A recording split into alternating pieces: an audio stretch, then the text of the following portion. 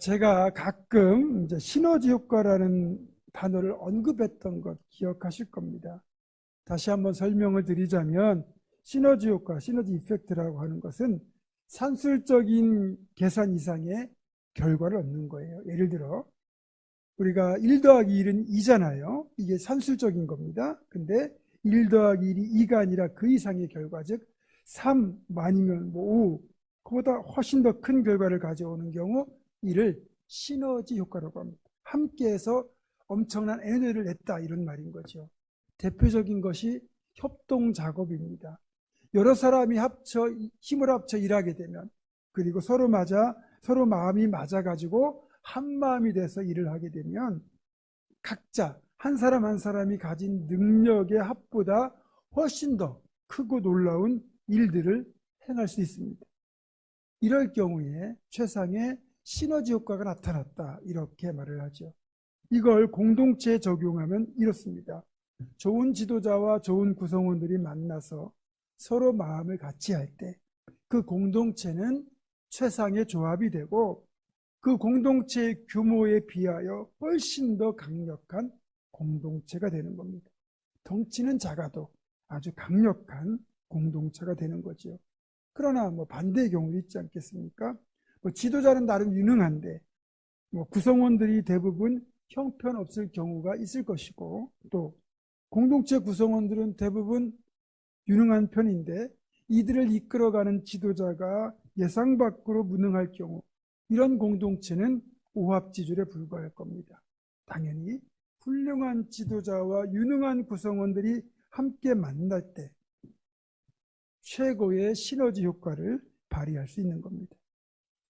이스라엘 역사상 다윗 왕국이 가장 부강하고 평안했던 이유는 지도자인 다윗과 다윗을 따르는 구성원들, 특히 주변에 있던 참모들이 유능했고 한마음으로 서로를 존중했으며 사랑했기 때문에 가능했던 것이고, 그 결과 최상의 시너지 효과를 발휘했던 겁니다. 물론 이것은 사람만 놓고 볼 때 할 수 있는 말입니다. 우리가 신앙적인 기준에서 본다면 가장 중요한 것은 하나님을 진정한 통치자, 왕으로 섬기는 신정 통치를 바탕에 두고 있어야 됩니다. 다윗은 자신이 이스라엘 왕국의 왕이었지만 하나님을 진정한 왕으로 섬기는 신정 통치를 바탕에 두고 하나님을 바라보는 그의 신앙으로 살았습니다. 이것이 신앙적인 측면에서 볼 때 다윗과 이스라엘 왕국의 성공 요인이라고 할 수 있습니다. 이 점을 기본적으로 인정한 뒤에 다시 인간적인 측면에서 다윗과 그의 공동체를 살펴본다면 다윗의 성공 배경에는 다윗을 진심으로 도왔던 유능한 동역자들, 즉 동료와 부하 장수들이 있었기 때문에 가능했던 것이고, 이를 통하여 다윗과 그의 사람들은 최상의 시너지 효과를 발휘했다, 이렇게 평가할 수 있는 겁니다. 오늘 본문에는 그렇게 다윗을 도왔던 많은 동역자들 가운데 아비새라고 하는 특별한 동역자 한 사람이 등장합니다. 아비새를 한마디로 평가하자면 진짜 다윗을 아끼고 사랑했던 진정한 용사, 다윗의 동역자다, 이렇게 말할 수 있습니다. 오늘 본문 15절 이하를 보면 다시 블레셋 사람이 이스라엘을 치거늘, 이렇게 시작합니다. 이 사건을 시간상으로 보면 다윗의 통치 초반부라고 보는 게 맞습니다. 다윗은 왕이 된 이후에도 전쟁이 발발하면 직접 전투에 참여하여 부하들을 독려하고 함께 칼과 창을 들고 싸웠습니다. 다윗이 제 아무리 싸움에 능한 용사를 할지라도 그 역시 전투가 길어지면 지칠 수밖에 없는 인간입니다. 그렇게 이제 너무너무 긴 싸움을 하다 보니 피곤하고 지쳐서 제대로 싸울 힘조차 남아있지 않던 상황에서 하필이면 다윗 앞에 거인족인 이스비보눕이라는 대적이 나타난 겁니다. 16절입니다. 거인족의 아들 중에 무게 300세겔 되는 노창을 들고 세 칼을 찬 이스비보눕이 다윗을 죽이려 하므로. 이 이스비보눕은 골리앗과 같은 거인족, 즉 키가 3m에 가까운 거구입니다. 그만큼 상대하기 힘든 대적이라는 뜻이죠. 그런데 하필이면 완전히 탈진한 상태에서 다윗 앞에 이런 강력한 대적 이스비보눕이 나타난 것입니다. 자칫 다윗이 죽을 수도 있는 위기 상황입니다. 그런 다윗을 아비새가 구원하였습니다. 물론 다윗이 지쳤다고는 하지만 어쨌든 다윗도 상대하기 힘든 그런 거인이라면 그건 분명히 아비새에게도 상대하기 벅찬 그런 대적이었을 겁니다. 하지만 아비새는 자신의 목숨은 아랑곳하지 않고 다윗을 지키려고 목숨 걸고 이스비브눕과 싸웠고 결국 그를 죽이고 다윗을 구원하는 데 성공합니다. 다윗 입장에서는 아비새야말로 생명의 은인, 정말 고마운 존재였습니다. 그리고 이 장면을 목격했던 다윗의 부하들, 백성들은 그때부터 다윗이 전쟁터에 직접 나가는 걸 만류합니다. 왕은 다시 우리와 함께 전쟁에 나가지 마옵소서. 이스라엘의 등불이 꺼지지 말게 하옵소서. 저는요, 이 부분을 읽으면 눈물이 납니다. 야, 진짜 백성들을 사랑하는 지도자, 또 이런 지도자를 진심으로 존경하며 아끼는 백성들의 모습, 이것이 다윗 왕국이 강할 수밖에 없었던 이유구나.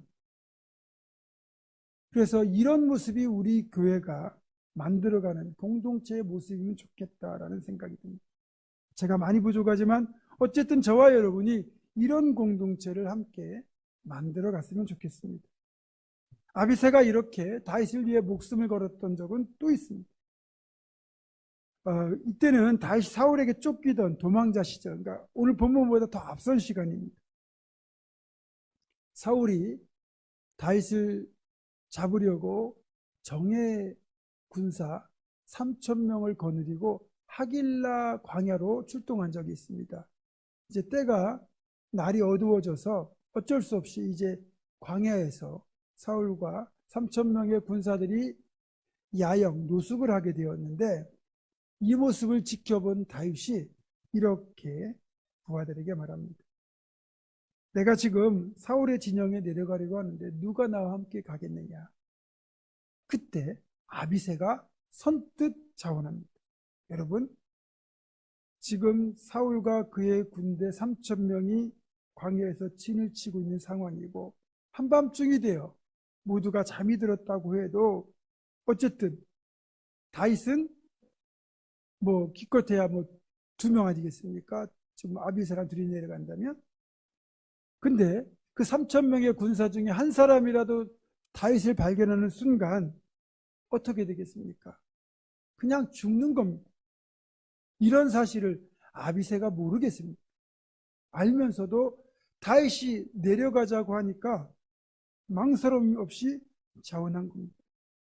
목숨 걸고 다윗과 함께하는 겁니다. 또 이 사건 뒤에 이제 오늘 본문보다 훨씬 뒤에 있는 23장에 등장하는 내용이 또 하나 있는데, 한 번은 이스라엘 군대와 블레셋 군대가 이제 전투를 벌이려고 서로 진을 치고 이렇게 대치하고 있는 상황입니다. 그 당시 이 블레셋 군대는 다윗의 고향인 베들레헴까지 이제 진격해서 베들레헴에 진을 치고 있었습니다. 다윗이 이제 군대를 이끌고 이 블레셋과 전투하려고 이제 이렇게 대치하고 있는 상황인데 자기 눈앞에 자기 고향 베들레헴 성읍이 보이는 겁니다. 그런데 그곳에 블레셋 군대가 진을 치고 있으니까 가고 싶어도 갈 수가 없는 거죠. 그러면서 이 고향 땅에 대한 그리움, 간절함이 사무쳐서 다윗이 넋두리를 하듯 이렇게 말을 합니다. 누가 나를 위해 베들레헴 성문 곁 우물물을 길어다가 마실 수 있게 할 수 있을까? 지금 다윗은 자기가 이 베들레헴 성문 곁에 있는 그 우물의 물을 마시고 싶어서 물을 떠오라고 좀 명령하는 게 아닙니다. 그저 마음의 소원이 담긴 넋두리일 뿐입니다. 그런데 이런 다윗의 넋두리를 들은 3명의 용사가 목숨을 걸었습니다. 블레셋이 진치고 있는 그 위험한 지역을 돌파하고 들어가서 베들레헴 성문 곁에 있는 우물에서 물을 떠온 겁니다. 이렇게 목숨 걸고 우물물을 떠왔던 3명의 용사들 중에 리더가 바로 아비새였습니다. 대단한 사람이죠. 3번씩 성경에 기록된 것만 해도 3번씩 다윗을 위하여 목숨을 걸었습니다. 여러분도 느끼신 경우가 있겠지만 어떤 집안을 보면 그 집 사람들 대부분이 마음에 안 듭니다. 그래도 한두 명 괜찮은 사람은 있어요. 그래서 봐줄만 하잖아요. 그런 한 사람 때문에 용서하고 그 사람을 품을 수 있는 건데, 아비새는 스루야의 집안에서 바로 그런 사람이었습니다. 제가 이런 이야기를 하는 데는 이유가 있습니다.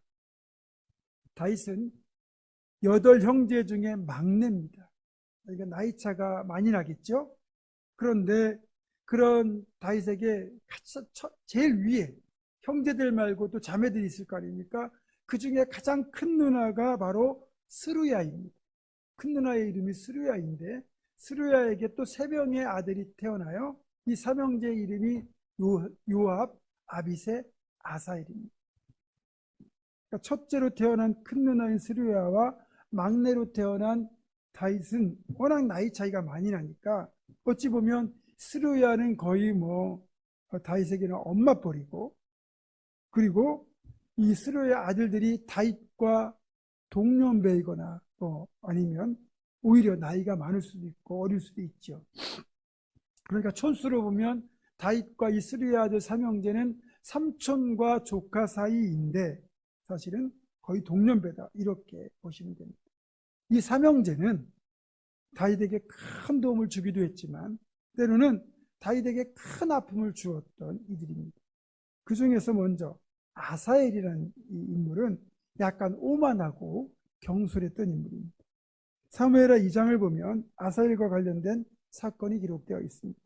당시 다윗의 군대와 사울의 아들이었던 이스보셋의 군대가 전투를 벌이게 되었고, 이 전투 중에 아사엘이 이스보셋의 총사령관이었던 아브넬을 추격하게 됩니다. 아사엘은 이 아브넬을 추격하다가 아브넬의 창에 찔려 죽게 되거든요. 아브넬이 자신보다 전투 실력도 뛰어난데, 그리고 아브넬이 자기를 쫓아오는 아사엘에게 나 쫓아오지 말라고, 내가 너를 죽이면 네 형 요압을 무슨 낯으로 보겠느냐, 그러니 제발 돌아가라고 간곡하게 부탁하는데도 계속 아브넬을 추격합니다. 본인 입장에서는 적장을 죽여서 최고의 공로를 한번 얻고 싶었겠죠. 그러나 자신의 실력보다 뛰어난 아브넬을 추격하다 결국 아브넬의 창에 찔려 그 자리에서 즉사하게 됩니다. 아사엘 자신의 죽음도 안타까운 일이지만 다윗 입장에서는 아까운 장수 하나를 잃은 겁니다. 그러니 공동체에도 손실이고 가족들에게도 커다란 아픔이 되지 않겠습니까? 그렇기 때문에 절대로 상황을 오판해서도 안 되고 섣불리 나서는 것도 조심해야죠. 어쨌든 아사엘의 오만과 경솔은 그래서 다윗과 이스라엘 공동체에 큰 아픔과 손실을 가져다 주고 말았습니다. 또 다른 인물은 요압입니다. 요압은 이 스루야 아들 3형제 중에 맏이입니다. 그만큼 자신의 동생들에 대한 책임감도 강했고 애정도 깊었습니다. 이 요압은 다윗이 사울에게 쫓기던 도망자 시절부터 다윗과 동고동락을 했습니다. 그러면서 다윗 왕국을 일으켜 세운 공신 중의 공신으로 계속하여 다윗 왕국의 군대 총사령관의 지위를 누렸던 인물입니다. 그만큼 입지도 대단했고 영향력도 컸는데 문제는 자신의 사적인 감정을 다윗보다 앞세웠다는 거예요. 한마디로 다윗과는 애증의 관계를 형성했던 인물인데, 요압은 다윗의 뜻을 거슬러서 자신의 감정대로 행하여 3번씩이나 사람을 죽였습니다.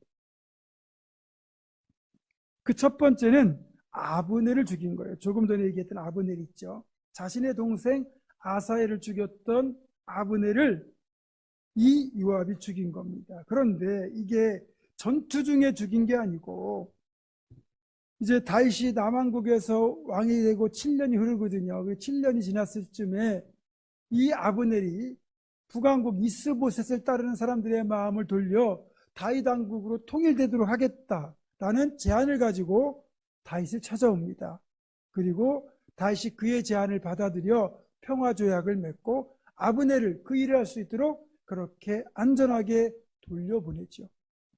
그런데 뒤늦게 이 사실을 안 요압이 몰래 아브넬을 불러서 그렇게 이야기하는 것처럼 하면서 그 아브넬을 칼로 찔러 죽입니다. 자신의 동생을 죽였다는 이유가 이제 여기에 들어 있는데, 여러분 생각해 보세요. 전쟁터에서 싸우다가 사람을 죽이면 그건 살인이 아니고 정당방위입니다.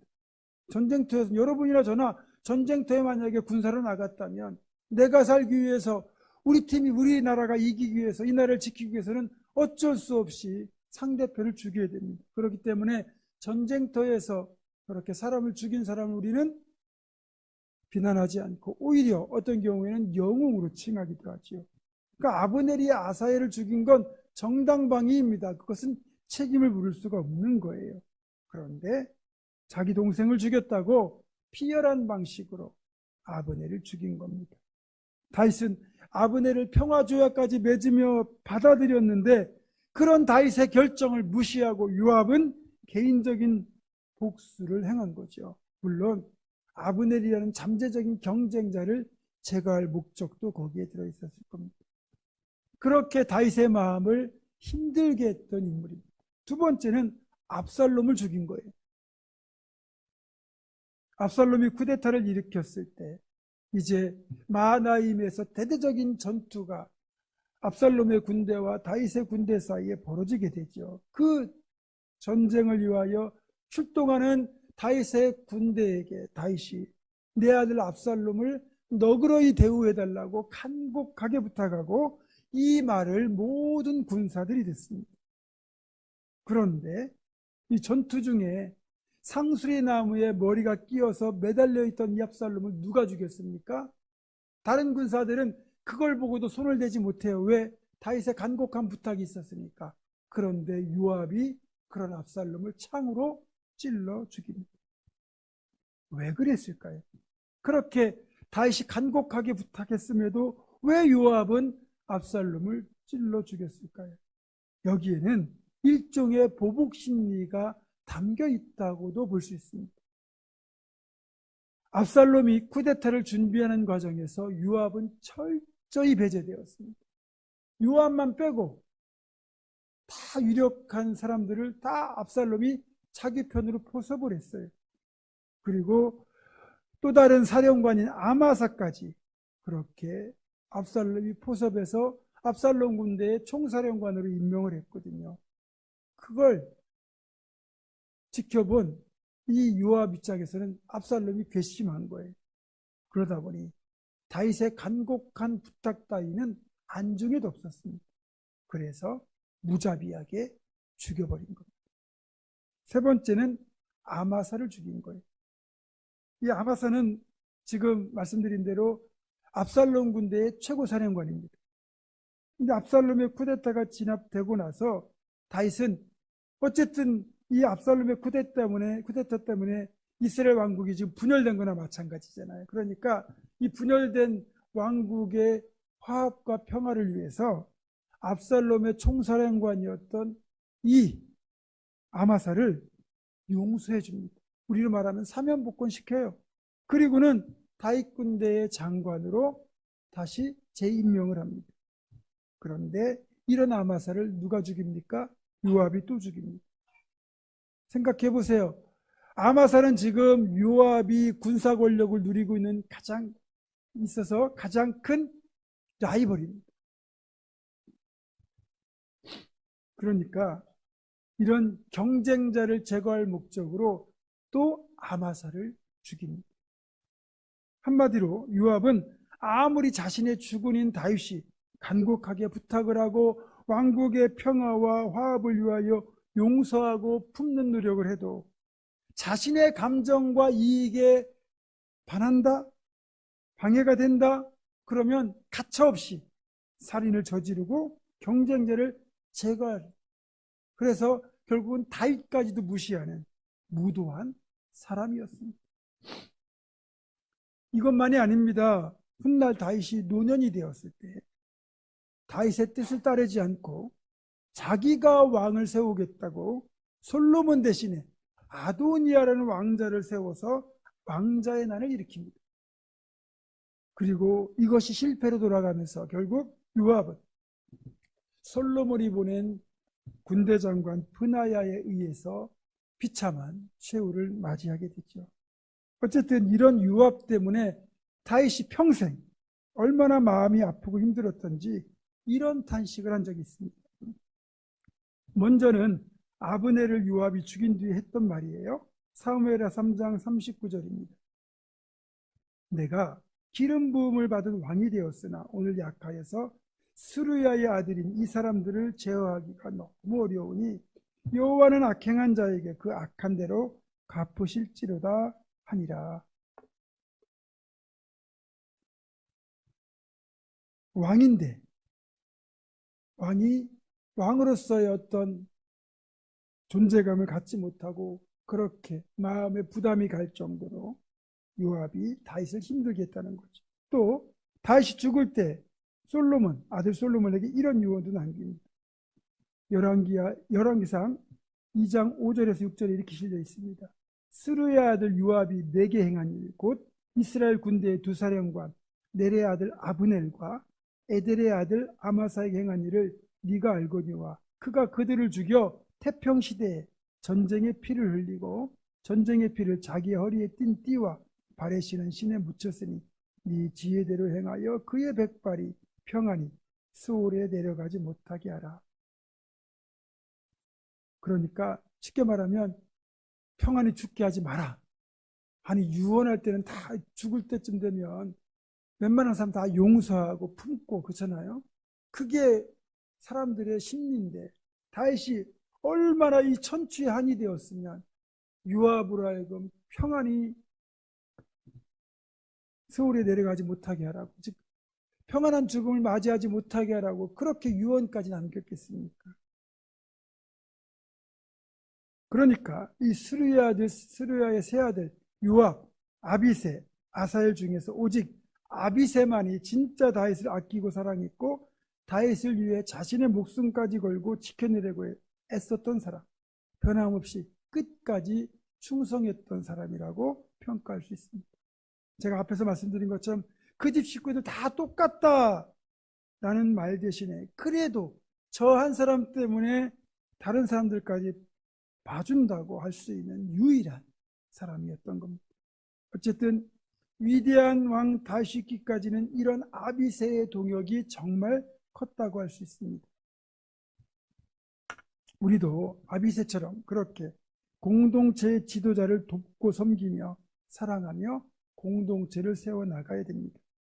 대신에 요압 같은 인물만큼은 절대로 되지 않았으면 좋겠습니다.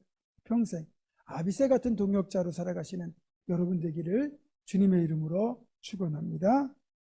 흥미로운 것은 다윗이 구약에서 위대한 왕이 되기까지 이런 아비새 같은 귀한 동역자가 있던 것처럼 신약에서 위대한 선교사인 바울 사도가 있기까지 역시 귀한 동역자가 있었음을 바울 사도의 해고록인 로마서 16장에서 발견할 수 있습니다. 로마서 16장 1절부터 16절까지는 바울이 결코 잊을 수 없는 동역자들의 명단이 수록되어 있거든요. 저는 이 부분을 읽을 때마다 역시 참 많은 도전과 위로를 받는데 위대한 하나님의 사람 바울이 존재하기 위해서 이런 동역자들의 헌신이 있었구나 라는 생각과 함께 나는 과연 이런 동역자들을 많이 얻을 수 있을까라는 도전이 생기는 겁니다. 자, 이렇게 다윗 왕국에서는 아비새가 위대한 동역자였다면 바울 사도의 진정한 동역자의 대표는 누구냐? 바로 아굴라와 브리스길라 부부입니다. 바울 사도가 이 고린도로 갔을 때 이 고린도에는 이 아굴라와 브리스길라 부부가 천막을 만들어 판매하는 일을 하고 있었습니다.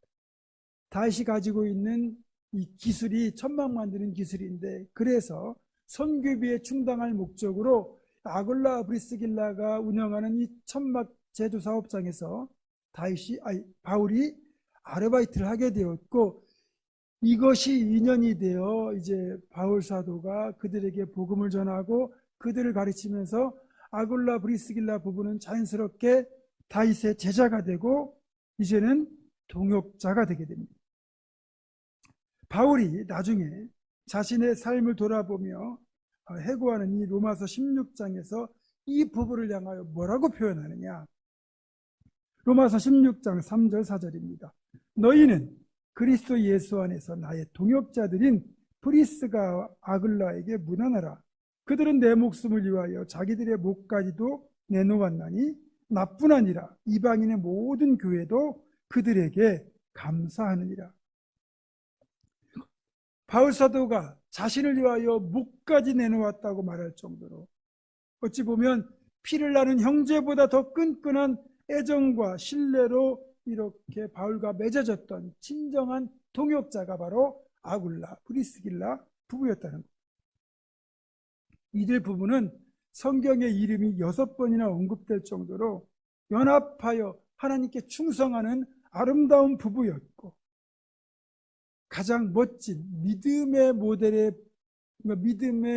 부부의 모델이 되는 그런 축복을 누렸습니다. 저는 우리 교회에 있는 이 부부들이 이런 아굴라 브리스길라 같은 멋진 부부, 정말 동역자 부부가 되기를 정말 소망합니다. 말씀을 맺습니다. 건강하고 행복하고 엄청난 시너지를 발휘하는 공동체가 되기 위해서는 다윗과 같은 좋은 지도자와 더불어 아비세 또 아굴라 브리스길라 부부처럼 목숨까지도 바칠 각오가 되어 있는 진정한 동역자들이 많아져야 됩니다. 우리 봉헌중앙교회, 저는 다윗의 영성을 닮아가고 성도님들은 이런 아비세와 아굴라 부부 같은 동역자이 되어주시기를 간절히 요청합니다. 그렇게만 된다면 저를 포함하여 우리 모두에게 또 서로가 서로에게 이루 말할 수 없는 큰 은혜요 축복일 것입니다. 그렇게 한 사람 한 사람이 각각 기도의 동역자가 되어주시고 선교의 동역자가 되어주시고 사역의 동역자가 되어주시고 섬김의 동역자가 되어주셔서 함께 힘을 모아 하나님 기뻐하시는 선한 사역들을 능력 있게 감당하고 더 나아가서 우리를 통하여 예수 그리스도를 세상에 보여주는 삶을 살아내는 우리 모두가 될 수 있기를 주님의 이름으로 축원합니다. 기도하겠습니다. 선한 공동체를 기뻐하시는 하나님, 우리 봉헌중앙교회는 좋은 지도자와 진정한 동역자들이 가득하게 하시고 건강한 교회를 함께 만들어 건강한 사역을 감당할 수 있도록 인도하여 주시옵소서. 우리 주 예수 그리스도의 이름으로 기도드립니다. 아멘.